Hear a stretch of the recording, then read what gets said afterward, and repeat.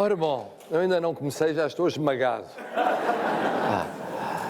O que é que eu ia dizer? Eu estava a ouvir aqui... Primeiro quero agradecer à senhora reitora. Em Portugal nós chamamos aos reitores magníficos. E aqui é uma magnífica reitora. É porque tem direito a sê-lo e porque, ao que me consta, é uma reitora magnífica. Porque há magníficos reitores, não são reitores magníficos. E queria, na sua pessoa, cumprimentar todos, colegas, professores, alunos, e depois as individualidades aqui presentes, que nos últimos 3 dias já nos cumprimentámos uns aos outros dezenas de vezes. Mas os seus ministros, os seus embaixadores, o senhor Presidente da Câmara, o senhor Presidente da Assembleia Municipal, os seus deputados portugueses, os seus deputados cabo-verdianos, todos cumprimentados com muito afeto, com muito afeto. Parênteses para dizer que o meu afeto, por acaso, não resultou, mas foi distração minha, de ter copiado o estilo beijuqueiro do seu Presidente Jorge Fonseca. Mas já notei que ele realmente ombreia comigo, nesse particular, e os dois só somos batidos pelo Presidente francês, porque quando no outro dia estive em Paris, na celebração do Dia de Portugal, o 10 de junho, ele viu-me beijar todas as senhoras, mas em França beijam também os homens. E, portanto, ele beijava o dobro das pessoas que eu conseguia beijar. Portanto, Presidente, nunca tente rivalizar com o Presidente francês, porque perde, não vale a pena, é uma luta inglória. Mas eu então tinha pensado falar noutro tema completamente diferente.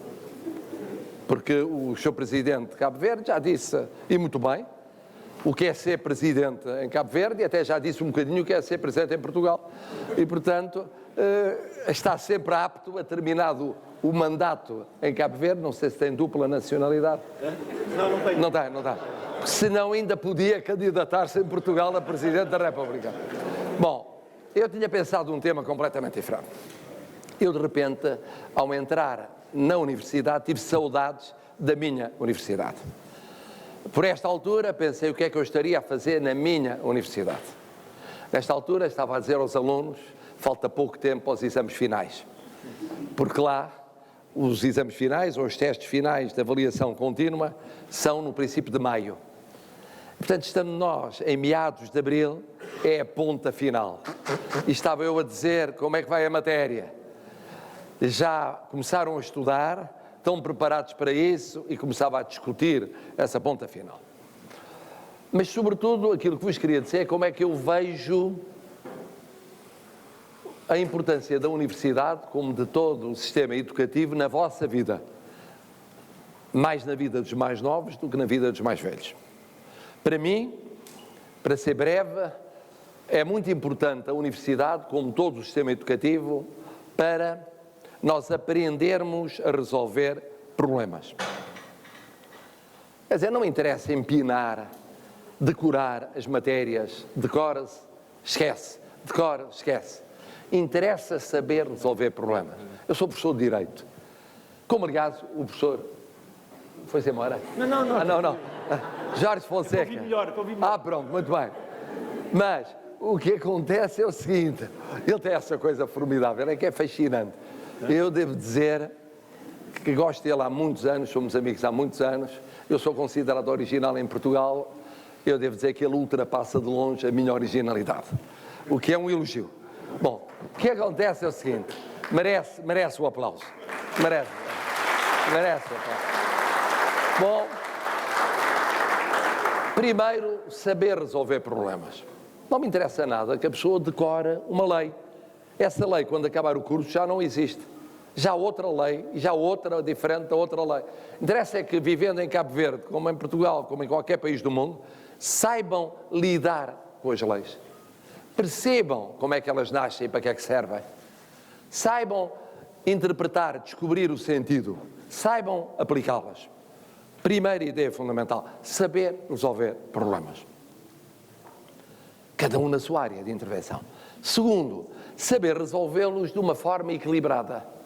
Eu tive colegas que eram muito inteligentes, pensavam muito bem, mas eram desequilibrados afetivamente. Eram génios, mas génios desequilibrados. Do ponto de vista emotivo, era uma tragédia. Ou então, pessoas muito inteligentes, afetivamente muito completas, mas incapazes de decidir. Eram decisófobos. incapazes de decidir. Havia 10 argumentos para um lado, 8 argumentos para o outro lado, não decidiam. Não decidiam. E é um equilíbrio difícil este, na vossa vida, saberem pensar, com alguma frieza, se é que há separação entre o pensamento e a emoção, saberem compreender o que vai no coração das pessoas, é muito importante, e ao mesmo tempo saberem decidir quando é preciso decidir. Depois, outro aspecto fundamental é aprender, na escola, a localizar no tempo e no espaço. Vocês vão viver muito mais tempo do que eu vou viver e o meu querido amigo, Presidente Jorge Carlos Fonseca.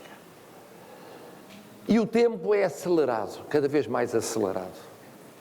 Ter a noção do tempo, saber localizar no tempo é fundamental. E no espaço. Os nossos povos são povos migrantes. Nós estamos sempre a partir e a chegar. Nós, cabo-verdianos, nós, portugueses, temos que saber localizar no espaço. É um dos problemas dos meus alunos. Não sabem localizar no tempo e no espaço. Eu dou-lhes 5 nomes ou 6 e digo quem é que viveu primeiro, quem é que viveu depois.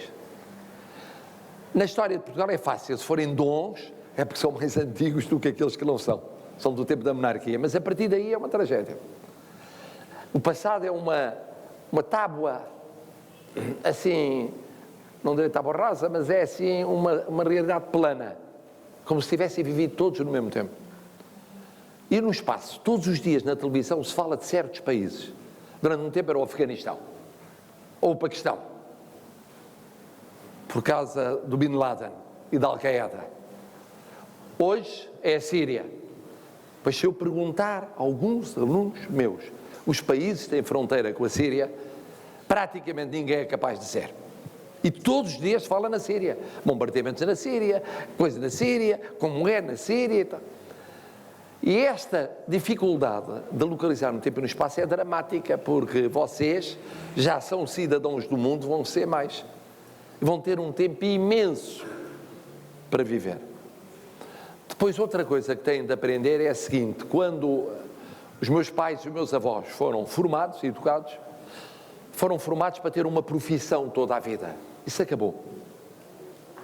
Acabou. Nós vamos ter, eu tive na minha vida, os meus filhos tiveram mais, os meus netos terão mais, atividades diferentes que se vão suceder no tempo e nem vocês podem prever.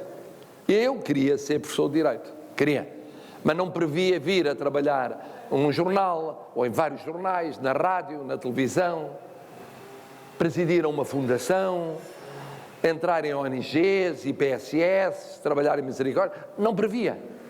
Ser autarca local, não tinha previsto. Aconteceu. Na vossa vida isso vai acontecer muito, mudarão de atividade muitas vezes ao longo da vossa vida. Têm de se preparar para isso. A constante na vossa vida vai ser a mudança. E têm que se preparar para isso. Quem tiver dificuldade de ajustamento à mudança, corre o risco de ser muito infeliz na vida.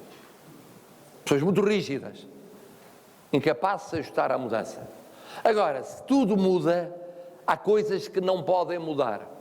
São os vossos valores. Vocês escolham os vossos valores.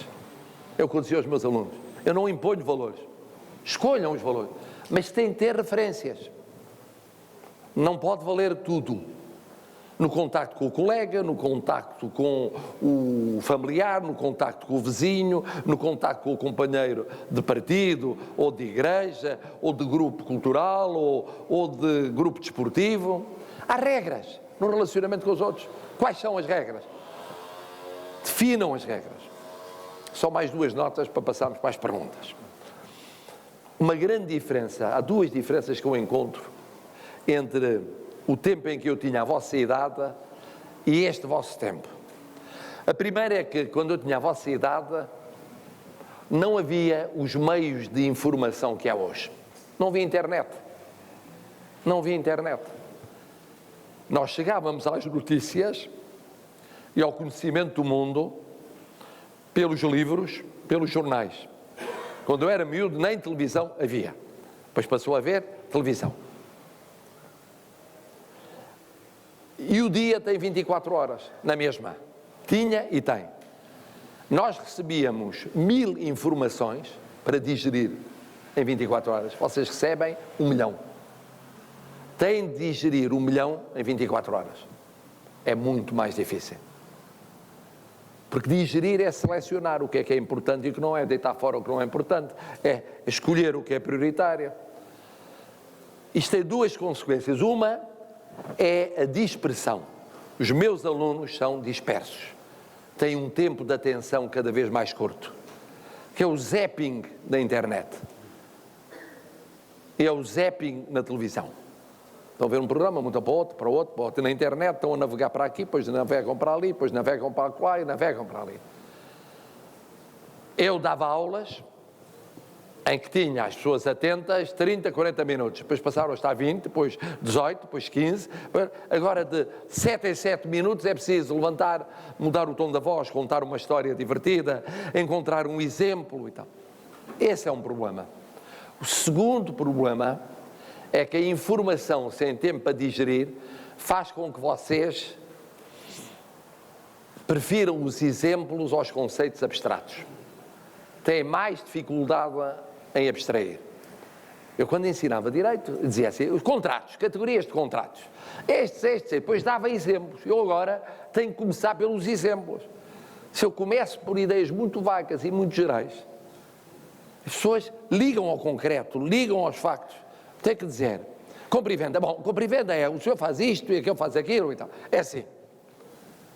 Estar a dizer características teóricas da compra e venda.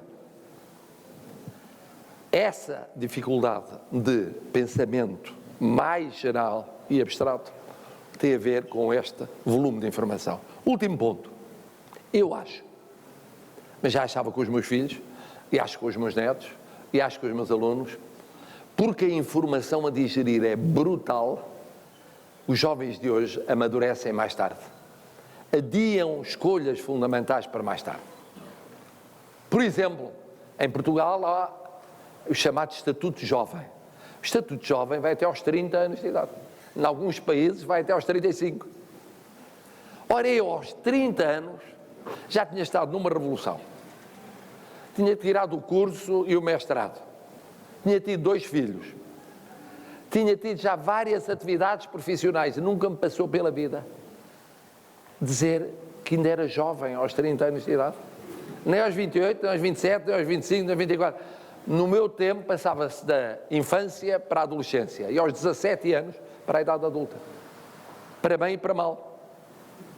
Isto é difícil de explicar. Quando eu lido, e lidei ao longo da minha vida com juventudes as mais variadas, explicar que entre um jovem de 28 anos e um jovem de 14 ou 15, há maior diferença do que entre o jovem de 28 e um não jovem de 33, 34 ou 35 ou 40 anos.